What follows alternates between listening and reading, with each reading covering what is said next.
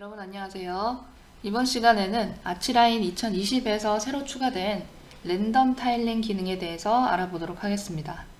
자, 미리 작업이 된 파일을 열어놓은 상태고요. 자, 3D 화면을 확대해서 한번 살펴보겠습니다.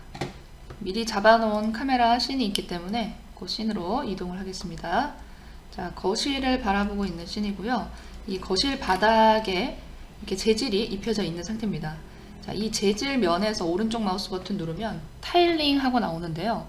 지금 매핑이 된 재질의 형태는 타일은 아니죠. 그냥 맵이 입혀진 상태입니다. 그런데 타일링이라고 나오는 이유는 이것도 타일링 명령의 한 부분이기 때문이에요.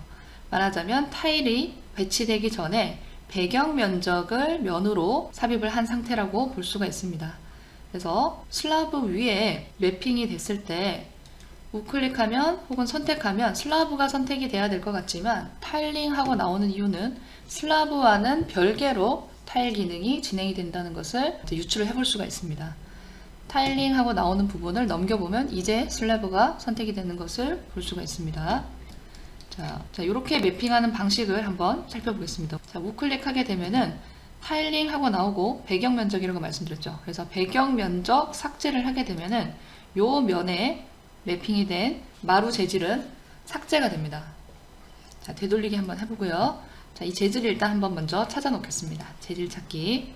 자, 요 재질을 사용을 했는데 배경 면적 삭제를 한 후에 이 재질을 드래그 앤 드롭으로 슬래브 면 위에 끌어다 놓으면 자, 요런 명령이 뜨는데 그림으로 타일링으로 이 두 가지 차이는 타일은 실제로 반복되는 그 타일을 배치를 하는 것이고 그림으로 하게 되면은 타일링이 배치될 배경 영역을 지정하는 거라고 볼 수가 있습니다.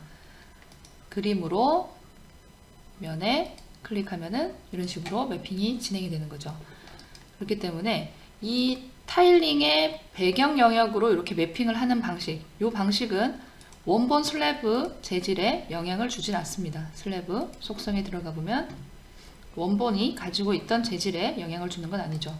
이런 방식으로 뭐 벽에도 웹을 입히기도 하는데 이런 면은 타일링의 한 부분이기 때문에 따로 삭제를 하거나 이 영역 위에 타일을 다시 한번 배치를 할 수 있다는 부분을 참고를 하시기 바랍니다. 요 배경 영역만큼 이 배경 영역이 얼만큼 걸려 있는지 한번 2D에서 살펴볼까요? 타일링이 된 부분에 오른쪽 마우스 버튼 누르면 레이아웃 위 타일링 하고 나옵니다. 눌러볼까요? 그러면은 내가 작업하던 창이 3D여도 2D 창이 활성돼서 나타납니다. 그리고 요 배경 영역이 매핑이 되어 있는 그 영역이 이렇게 레이아웃으로 나타나는데요. 같은 곳에 찍는 게 가장 좋습니다. 그런데 형태가 복잡하거나 기준점 찍기가 좀 힘든 경우에는 그냥 우클릭 하시면 됩니다. 우클릭 혹은 엔터 하시면 원본의 자리로 정확하게 이동을 하게 됩니다. 지금 보면은 줄무늬 해치로 표현되는 이 부분이 배경 영역, 우리 요 재질을 써서 슬래브 면 위에 매핑이 됐던 그 영역입니다. 자, 그리고 타일링 명령이 이어지고 있죠. 타일을 추가하거나 이동하거나 이런 명령들을 사용을 할 수가 있습니다. 타일링에 대해서는 예전 버전에서 작성해 놓은 그 동영상이 있습니다. 그 부분도 참고를 해보시기 바랍니다. 자, 일단 명령을 끝내고요. 요 배경 영역 위에 우리가 타일링을 한번 진행을 해볼게요. 자, 일단 재질을 하나 찾겠습니다. 3D에서 돌, 대리석에서 여기 델리카토 크림이라는 요 대리석을 한번 사용해 볼게요. 재질을 드래그 앤 드롭해서 타일링으로 배치를 해 보겠습니다. 배경 면적 위에 클릭하면 자, 이제는 타일링으로 배치된 것을 볼 수가 있습니다. 자, 그런데 이 텍스처 자체가 가진 문양이 있죠. 이 문양이 일정하게 동일한 방향으로 반복돼서 나타나는 형태로 타일링이 되는데요.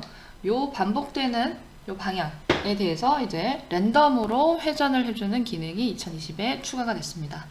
자, 배치된 타일링에서 오른쪽 마우스 버튼 타일 편집 누르게 되면은 타일 속성 창이 나타나는데요.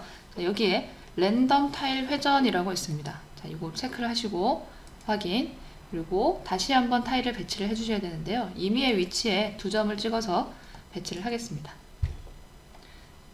자, 일단 우클릭해서 종료를 하고요. 배치된 타일들이 이제는 랜덤한 방향으로 배치된 것을 볼 수가 있습니다. 자, 그런데 타일의 위치를 우리가 임의의 점을 기준으로 배치를 했기 때문에 타일이 시작하는 시작 모서리의 위치를 다시 한번 지정을 해줘 보겠습니다. 자, 마찬가지로 오른쪽 마우스 버튼 눌러서 레이아웃 위 타일링 진행해 보겠습니다. 아직 2D에서는 배경 면적만 나타나고 이 타일링이 된 패턴은 나타나지 않죠. 레이아웃 위 타일링. 그리고 같은 곳에 지정하기 위해 그냥 우클릭합니다. 자, 그러면은 타일 패턴이 이제 나타나는데요.